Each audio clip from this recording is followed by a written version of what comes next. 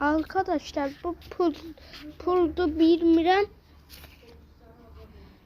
Saxtadır. Çok. Arkadaşlar bir saniye.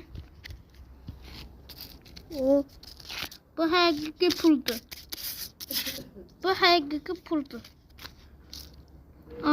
Azərbaycan Mərkəzi Bank.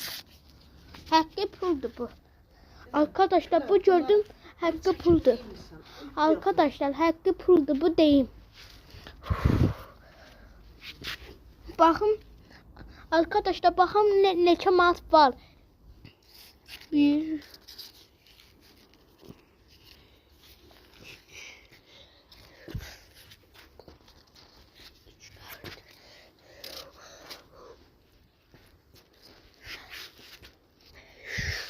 5 6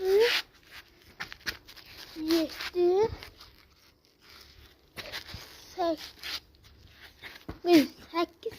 8 yaşam. Birden de düştü.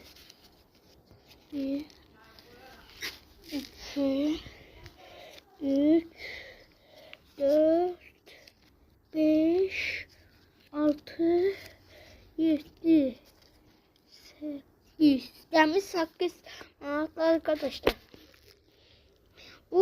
Bu pulun ikinci sezonu da istisizse olsun. Abone eğer 200 abone olsak bu pulun ikinci sezonu gelecek. Çok sağ olun.